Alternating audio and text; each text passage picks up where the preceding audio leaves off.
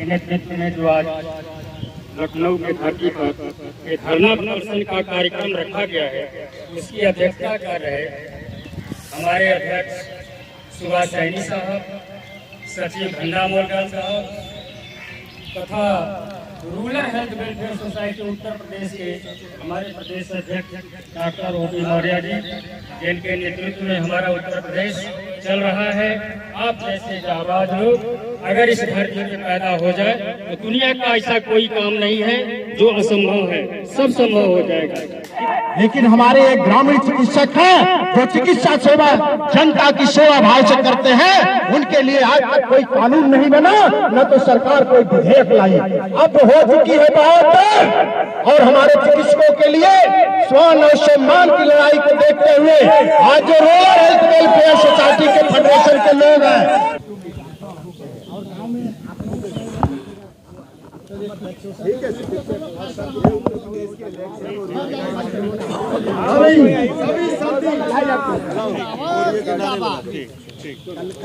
ग्रामीण चिकित्सक एसोसिएशन जो है ऑल इंडिया मेडिकल फेडरेशन के तत्वाधान में हुआ है। इसमें तमाम संगठन सहयोग कर रहे हैं।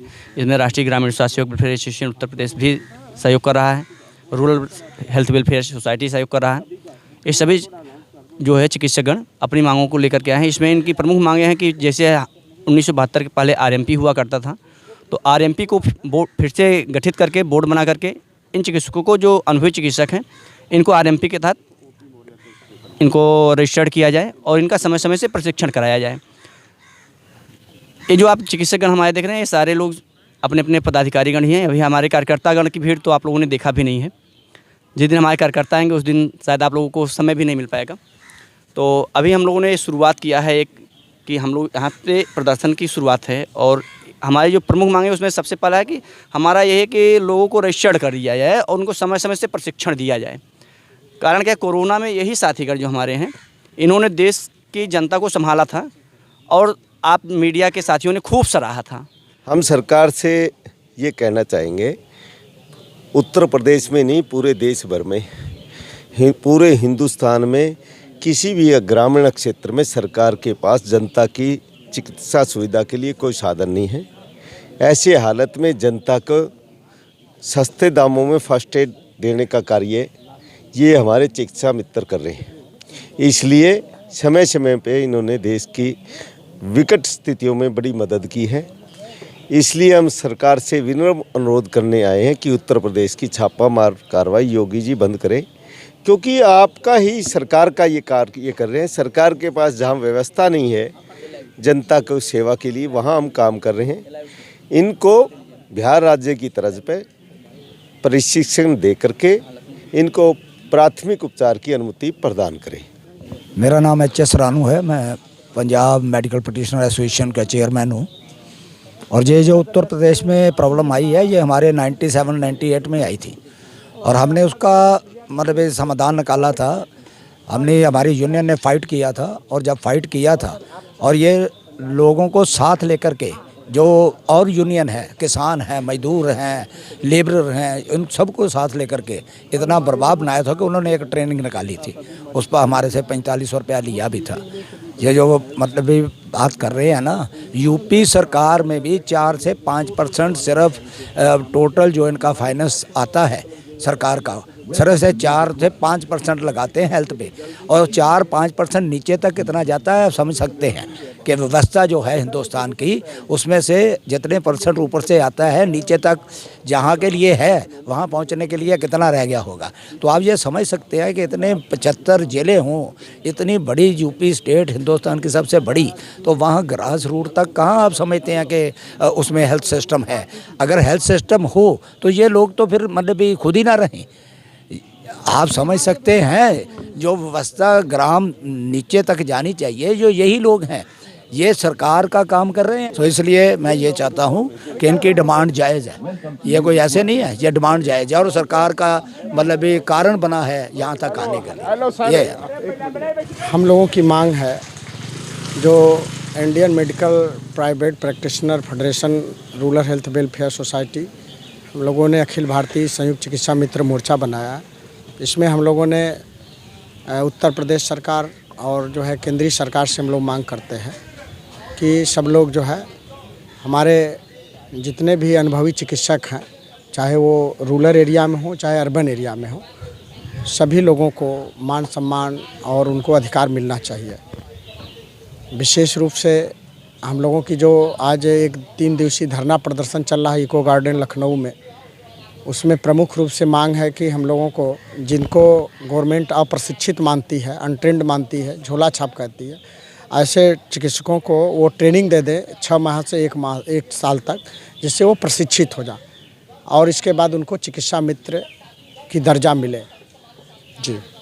और RMP registration, registered medical practitioner अनुभव के आधार पर बनता है, उसको सरकार जो है उसको मान्यता दे। सर मैं राधेश्याम हूँ, मेरा नाम, मैं गाजीपुर से हूँ। एक्चुअली क्या कहना है मुझे कि हम लोग जो है भारत सरकार के द्वारा एक संस्था है NIOS, उस संस्था के माध्यम से हम लोगों ने CCH किया था, सर्टिफिकेट इन कम्युनिटी हेल्थ, और CAYT और CHD जो होम्योपैथ में है। तो उस संस्था को सारा सरकार मानती थी, परीक्षाएं कराती थी, केंद्रीय विद्यालय में उसकी परीक्षाएं हुई और परीक्षाएं होने के बाद उससे हम लोगों ने प्राथमिक उपचार के लिए हमें बताया गया था, उसका उद्देश्य भी था, जिसके बारे में मैंने पत्रक भी दिया है। लेकिन उस पत्र का कोई महत्व नहीं रह गया। हम लोगों ने 10 साल से लगातार हम प्रयास कर रहे हैं कि सरकार उसे मान जाए और हमें प्रैक्टिस करने का अधिकार दे केवल प्राथमिक उपचार में। तो सरकार के तरफ से मैं भी, इन लोगों की तरफ से मैं चाहता हूँ कि मेरा भी पत्रक स्वीकार को और हमें वो अधिकार मिले। धन्यवाद। डॉक्टर धन्नामल गोयल, महासचिव इंडियन मेडिकल प्रैक्टिशनर्स फेडरेशन और president medical practitioners association Punjab. झोला छाप कहा जा रहा है प्रशासन की तरफ से, आप क्या कहना चाहिए? देखो, क्या इसकी जो इसका मीनिंग है ना, वो कई तरह से निकाला जा सकता है। एक मीनिंग तो ये है कि जो पुराने समय में जो वैद्य होते थे, हकीम होते थे, वो अपना झोला उठा करके जंगल में जाते थे, वहाँ से जड़ी बूटी लाते थे और जड़ी बूटी को कूट पीस करके वो लोगों का इलाज करते थे। तब और कोई व्यवस्था नहीं थी, मॉडर्न मेडिसिन का कोई भी वहाँ हॉस्पिटल, कोई डिस्पेंसरी वो नहीं थी। इसलिए मैं समझता हूँ कि हमारे लोगों को ऐसे शब्दों से जो बोलते हैं, कहते हैं, उनको थोड़ा सोचना चाहिए, समझना चाहिए कि हमारे लोग वो लोग हैं। जैसे कोरोना में आपने देखा है, कभी कोई भी आपदा हमारे भारत में आई है, पंजाब में हो, हरियाणा में हो, यूपी में हो, राजस्थान, उड़ीसा, गुजरात, कहीं पे भी हो, हमारे जो मेडिकल प्रैक्टिशनर हैं उन्होंने अपनी जो जितनी उनकी समर्था है उसी हिसाब से वो काम करते रहे हैं, निस्वार्थ काम करते रहे हैं। और हमारी मांग है, जो मेन यही मांग है कि सरकार को चाहिए कि वो ट्रेनिंग दे। जैसे पंजाब में है 1963 तक हमारी रजिस्ट्रेशन होती थी एक्सपीरियंस बेसिस पे।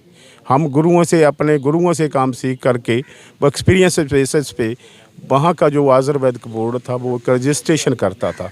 इसी तरह सभी स्टेटों में होता था। उसको वो बंद तो कर दिया, लेकिन उसकी कोई व्यवस्था नहीं की, उसका कोई अल्टरनेट नहीं निकाला कि वो रजिस्ट्रेशन बंद कर दी, उसके बाद कोई ट्रेनिंग शुरू होती। और ट्रेनिंग के आधार पे सभी लोग जो फर्स्ट एड, हम लोग कोई इतने बड़े ऑपरेशन नहीं करते, कोई गंभीर बीमारियों का इलाज नहीं करते, हम लोग सिर्फ करते हैं तो फर्स्ट एड करते हैं।